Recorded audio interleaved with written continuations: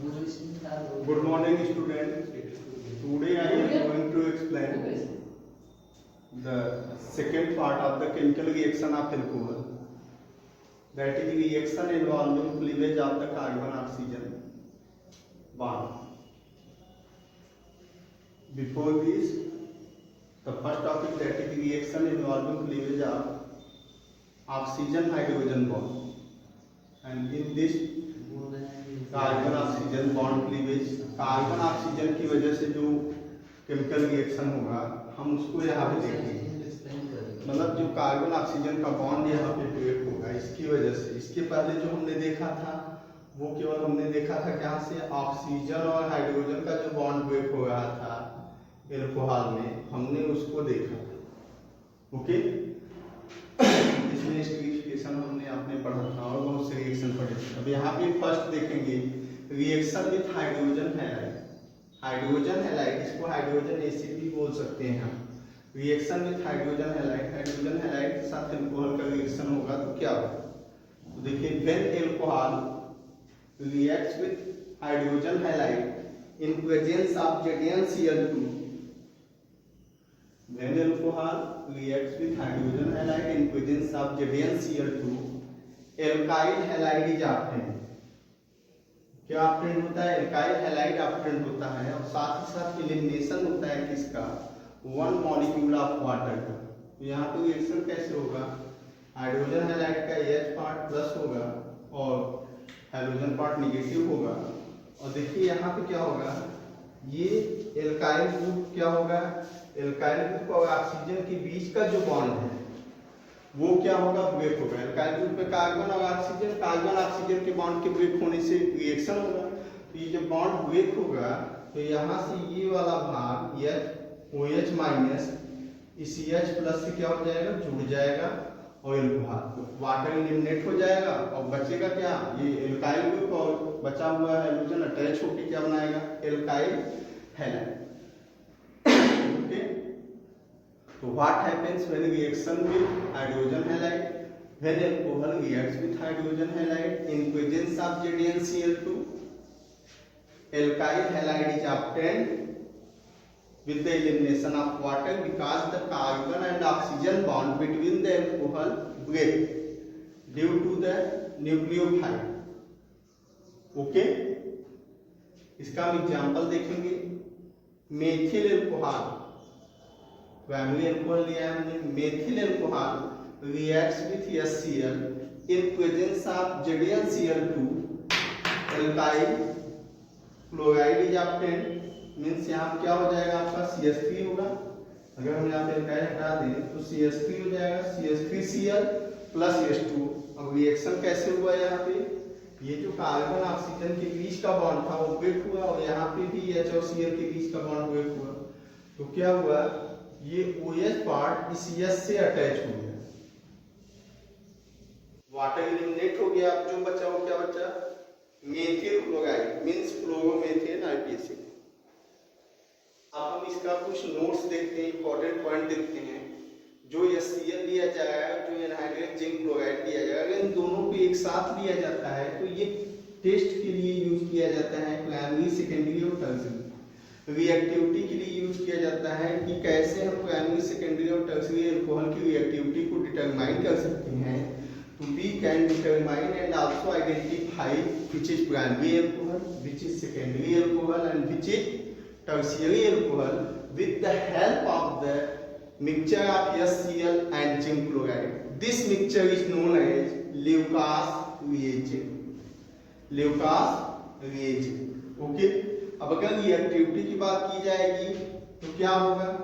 Reactivity कैसे पता चलेगी? तो देखिए, पहला पॉइंट तो यही है कि क्या सभी एल्कोहल के साथ रिएक्टिव होगा। लिखा गया है alcohol soluble in Lucas reagent. Alcohol चाहे वो प्राइमरी हो, चाहे सेकेंडरी हो, चाहे टर्शियरी हो, सॉल्युबल होते हैं ल्यूकास रिएजेंट के साथ। लेकिन जो हैलाइड बनते हैं, जब सॉल्युबल हो जाएंगे तो हैलाइड बनेगा एल्काइल हैलाइड। वो क्या होते हैं? इमिसबल होते हैं, मतलब सॉल्युबल नहीं होते, केवल मिल जाते हैं और क्या बनाते हैं? मिल्की सॉल्यूशन बनाते हैं, दूध जैसा सॉल्यूशन बनाते हैं, धुंधला सॉल्यूशन बनाते हैं। उसी धुंधले को एक नाम दिया गया क्या? टर्बिडिटी। तो वही लिखा गया alcohols are soluble in Lucas reagent while their halides are immiscible and produce turbidity in the solution. Okay, अब यहाँ पे बात की गई तो यहाँ पे जो सबसे ज्यादा रिएक्टिव होगा वो टर्शियरी होगा। टर्शियरी अल्कोहल क्या होता है, जब रिएक्शन करता है किसके साथ, HCl के साथ और ZnCl2 के साथ, तो ये क्या करता है, तुरंत ही इसके हैलाइड क्या होते हैं, बन जाते हैं, और हैलाइड जितनी तेजी से बनेंगे टर्बिडिटी भी उतनी ही ज्यादा होगी। तो इसमें टर्बिडिटी ज्यादा होगी मतलब सोल्यूशन क्या होगा, धुंधला ज्यादा होगा, मिल्क लाइक सोल्यूशन होगा, मिल्की होगा। लेकिन ध्यान रखिएगा प्राइमरी अल्कोहल कभी भी टर्बिडिटी प्रोड्यूस नहीं करते, मतलब ये प्राइमरी अल्कोहल होते हैं ये जनरली कंपाउंड बनाते हैं, रूम टेम्परेचर पे ये टर्बिडिटी को प्रोड्यूस नहीं करते, धुंधलापन इनमें दिखाई नहीं देता। तो यही है which of the following alcohol distinguished by the Lucas reagent, तो all the three primary do not produce turbidity, secondary produce turbidity in comparison to primary, but tertiary produce most turbidity because it completely react with hydrogen halide in presence of ZnCl2 produce turbidity. The solution obtained that is turbid. Okay, that is first reaction with hydrogen halide. Okay, second reaction with phosphorus trihalide. Phosphorus trihalide, phosphorus P and trihalide PX3. Okay, अब X की जगह में alcohol भी ले सकते हैं, chlorine भी ले सकते हैं, ब्रोमीन भी ले सकते हैं, आयोडीन भी ले सकते हैं। Okay, when alcohol reacts with PCl3, phosphorus trichloride, alkyl halide is obtained with the elimination of orthophosphoric acid. Orthophosphorous acid means जब PCl3 या PX3 रिएक्शन करता है अल्कोहल के साथ तो होता क्या है, वहां पे हमेशा अल्कोहल का अमाउंट क्या होगा, 3 गुना मतलब 3:1 के रेशियो में लिया जाएगा, 1 ये होगा और 3 ये होगा। तो यहाँ पे जो बॉन्ड ब्रेक होगा वो यहाँ से कार्बन ऑक्सीजन का बॉन्ड ब्रेक होगा, इस एल्काइल ग्रुप और ऑक्सीजन के बीच का बॉन्ड ब्रेक होगा। तो जब ब्रेक होगा तो यहाँ से 3Cl लेके क्या हो जाएगा, निकल जाएगा। अब 3R पहले 3Cl लेके आसानी से क्या होगा, अलग हो गया, बात खत्म। RCl बन गया, एल्काइल हैलाइड बना, हेलो एल्केन बना। ओके, अब जो बचा यहाँ 3 हाइड्रोजन बचा, 3 ऑक्सीजन बचा और 1 फास्फोरस बचा।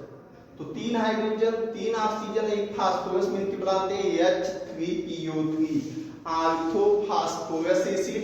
और जब इक होगा तो यहाँ पे H3PO4 होगा, इसका फॉर्मूला यहाँ पे लिखा है H3PO4 फास्फोरिक एसिड, और ये क्या है, ऑर्थोफॉस्फोरस एसिड।